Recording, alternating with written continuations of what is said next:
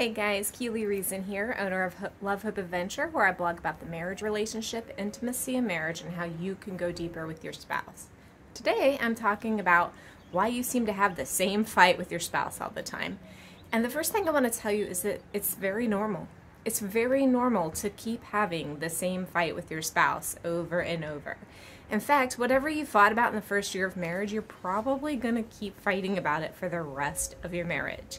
And how do I know this? Because I know a lot of couples that are in that same boat. They've been married for such a long time, and they continue to struggle with the same issues, the same problems, and it seems like they're just having the same fight again and again. Even Austin and I have had issues like that we have carried from the beginning of our marriage to now, and we probably will always have a little bit of tension at the least over them. So let me talk about a couple that I know. They've been married for over 50 years. And like I said, there are just some fights that you're going to keep having and having and having. So this particular couple, the husband does not really know how to plan. He doesn't plan well. He's not great at planning. And the wife wants him to plan, right? Like, this is really important to her that he plans things. And if she says, I want you to take me out for our anniversary and do this trip, she wants him to take the initiative and help her plan it or plan parts of it, right? But he's not able to do that. It's just part of his personality. It's not something he's ever been able to figure out how to do. And so it causes a lot of stress for them, right? And they fight about this kind of all the time. But the thing that I noticed is that this fight comes up in many different scenarios. For example, if she wants him to take her to dinner, he doesn't know where to take her. So then that plan can't happen. She wants him to plan what time he wants to go to the grocery store on Saturday, but he's not able to focus on that and do it. And so it just keeps coming up and being a problem in many different situations. It's not just planning for vacations. It's planning for what to do over the weekend, when to get your hair cut versus when to go to the store and when we need to leave to do something else, right? Planning is a big part of life. So it just keeps coming up and coming up and coming up, right? In different ways. It actually can make it very difficult to figure out what the core problem is. So this couple does understand what the core problem is. The core problem is the husband's not a great planner. And so it just presents itself in many different situations. And so the wife has to pick up and figure out how to make those plans happen, because, you know, he's not taking that initiative. Now, it doesn't mean it's not frustrating, and it doesn't mean it shouldn't be frustrating. Of course it's frustrating if you need your spouse or want your spouse to do something for you and they're just completely incapable of doing it. It's still frustrating. That doesn't mean that you're not with the right person. It doesn't mean that you can't get past that. It doesn't mean that you can't find ways to love one another, stay in relationship, have a great relationship, but still get frustrated with each other over these things, right? There are ways to get around it. So today I want to give you a couple of things that you can think about on figuring out how to handle that same fight in your marriage. So for Austin and I, one of the fights that we had was Austin used to leave his socks. No, Austin leaves his socks by the bed. Now, we talk about this scenario all the time. We say it's not about the socks. It's not about the socks. And that story is that Austin leaves his socks by the bed. And when we were first married, I just thought that it was my job to pick them up. He left them there and I needed to pick them up. And it would really bother me. It frustrated me an awful lot because he left socks by the bed, or he'd leave a glass by his chair or something, or he would do something else. And I thought, why didn't you pick that up? Or why didn't you move that? It's not to say he wouldn't have. It's just to say that I got there before him. But I was taking offense to it. And he didn't understand why. I mean, they're his socks. It's his seat. I mean, who cares? But leads me to the second point. I figured out why it bothered me. Like, it was confusing to him. Why are these socks such a big deal? And I'll be honest, I was confused as well. Why were the socks such a big deal? This shouldn't be a big deal. Why am I fighting with him over and over about this thing? Or whatever the form is that it came in. And finally, I realized that it was because I was feeling like he was leaving those things out for me to clean up. I was the main homemaker, right? That was my job. I stayed home. I did not work outside of this home, so I cleaned the house. That was what I did. And I thought, by Austin's actions, he was saying it was my job to clean up after him. Once I finally was able to verbalize that to him, it was like, no, I don't feel that way. That's not what I'm doing. I just don't pick them up when you do. I wait. That's completely fine. There's no reason why he shouldn't be able to leave things out for when he's ready to put them up. But it was a way it was communicating to me. Now, in this example of the husband and wife, where the husband isn't a great planner and the wife wants him to do it, why does she keep coming back to that? Well, a lot of it has to do with the fact she wants him to be a leader. She wants him to lead the family. And in her mind, making plans to do things, whatever those things are, is part of being the leader of a home. And so that is very hard for her. She's always going to really struggle with that because that is something she wants from her husband. Now, he is a leader in many other ways, and she recognizes that. But in this way, it's an area where she needs that, and he's not able to do it. For us, it was a matter of, it was my main responsibility to clean up the house, but I had to realize there were parts of the house that wasn't my responsibility, and that Austin wasn't ever saying that to me. So ultimately, that is a fight that pretty much resolved. I had to change myself, but there are other things that Austin and I have fought about from day one that we still struggle with. But we've identified what that root problem is. And you have to figure out what's the real reason we're fighting. It's not the socks. It's the emotion behind that action or what that person's saying. And so when you figure that out, one of two things is going to happen. Either you're going to do like we did with the socks, and whoever has the offense will work through it, or possibly the other person will be able to make some of those changes. But let's just be real. There are some things that is just your nature and your habit, and you're just never going to really change them. It's not on your mind. It's not a priority to you. And you're not wrong for it. Even if it bothers your spouse, you're still not wrong for it.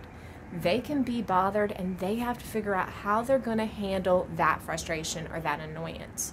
Not to say you should never do anything to help them. You can and should, but it kind of takes both. And so the problem can resolve if one or both of you changes your attitude, or the problem will just always be there, and that's okay as well. It's okay for there to be those same fights. Not fights where one of you is being, cheating on the other person, or something that is like legitimately damaging your marriage. You're stepping out on them, or you're just completely stonewalling them, or being mean to them, or any of those things, being overly critical, being awful to them, controlling. Those aren't really the things I'm talking about, but I am talking about the other stuff that is really, it's about personality and preference and the way you do life versus the way they do life, whatever, habits. And it's okay to be different than your spouse. You're going to be different than your spouse. Most people I know are not the same. They're actually very much opposites from their spouse. So it's obvious, it should be obvious that we're going to fight about things because we just don't do things the same way. We're not the same people as that other person. Typically, you don't marry someone who does stuff exactly the same as you.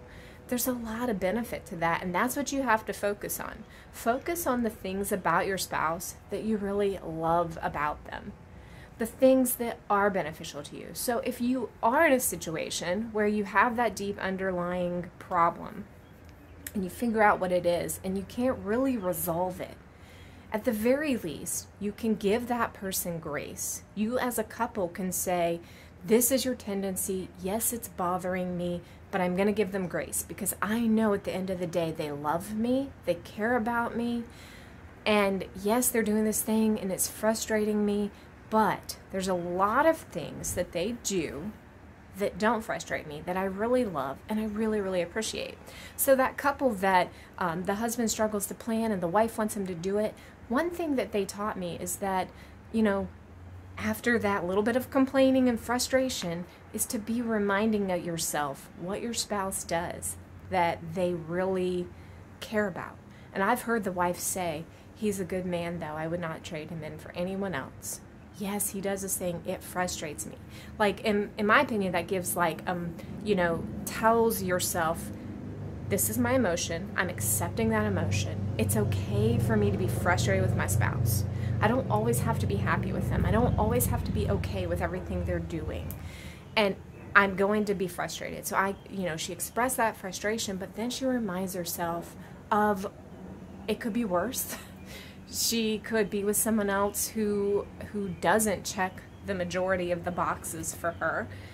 Maybe she could find a person who is a better planner, but they aren't as good of a provider, or they're not as good of a connection, like connecting with her or her kids or whatever. Whatever the list of things are that her husband meets for her, those things is where she places her focus. So if you're in a position with your spouse where you cannot stop having the same fights, then you have to, give some verbal, some of your mental energy and verbal energy to that frustration. It doesn't necessarily have to be to your spouse. Yes, you can talk to them and kind of remind them, hey, remember I've kind of shared with you that really does bother me. It's okay to do that. It's not okay to nag them over and over or to get into big blow-up fights. In fact, when you find out what the main core issue is, it is easier, because then at the very least your spouse isn't actually trying to communicate to you what you think they are. Now maybe you're just married to a jerk and they are. Because sometimes I'll tell people this and they're like, no, my spouse definitely needs this. And I think probably some spouses do, and that person is being selfish. And in that regard, pray for them, seek to forgive them, and be patient with them as they make changes. All of us have moments of being selfish. But with that same fight, you can work your way around it. Even if you can't get over it, there are things you can do mentally to help you work around it. You could say, all right, my spouse is not able to plan. It frustrates me they can't plan. I'm going to give them that opportunity, and then I'm just going to do it, because I'm not going to sit in this house and not do something because I'm waiting on them. Yes, it's frustrating, but there's a way to work around it. And then you focus on the things that they are nailing it for you. That's really the key. The key in your marriage is focusing on the things that your spouse does well. The things that they do for you that no one else can do for you. No, they can't do everything for you, and that's fine. You can't do everything for them. But also know that there are things you do that will always bother them. There will always be a fight to them. And if you both recognize those things, because look, there are things I do that bug Austin, all right? I tend to take over spaces. I give everybody in the house a space, and if I see that they're not using it, I just tend to come in and take it over. That bothers Austin to no end. I've worked very hard at getting better at that, but I'm not like 100% there. And so if he comes in the bedroom and he sees that I have a glass on his side of the bed, it bothers him. He gives me grace in that, though. He gives me the time to get rid of that glass and put it away or clear his side, okay? It does cause him to feel frustrated. But because we both know that there are things we do that bother the other person, these natural tendencies or whatever, it's way easier to give them grace when they are doing the thing that bothers you, because you know they gave you grace when you did the thing that bothers them. But it has to start with someone. You can't wait for your spouse to come to that recognition. You have to take the initiative yourself. If you are aware that there are problems here and you know that there can be solutions, then you need to work on it. Don't expect them to put in all the effort or work or even make that first step. You just do what you know is right. You start with what you do that bothers them and start making those changes, and potentially they're going to follow suit. When you start like sharing with them, hey, you know, when you do that thing, it does bother me. Or when you actually get very clear on why that thing bothers you and you communicate it to them, usually they're going to be pretty empathetic. For example, when I told Austin that I felt like him leaving out socks and glasses was him saying it was my job to do this, and I felt disrespected, he was like, hold on, I never feel that way. I don't think that, and I don't expect that out of you. And it gave him the opportunity to go, oh, this is why this is bothering her. There have been so many points in my marriage where Austin and I have gotten there with each other on things that we were like kind of fighting about because of these preferences, these actions, these things we said. We never meant to communicate what we communicated, but we did end up communicating it. And when we finally understood ourselves enough and why those things bothered us to explain it to the other person, it was like light bulb moments went off. We were able to really work through those issues, or at the very least, give the other person grace on them. So that's my encouragement for you today. Instead of just getting angry and upset at your spouse for always having the same fights and accusing them of never changing and not loving you and never listening to you and whatever those things are, instead identify why it's bothering you. Figure out what the real issue is here. Go to them about it and then go from there. Guys, thanks so much for joining me today. I look forward to chatting with you again soon. Have an awesome afternoon.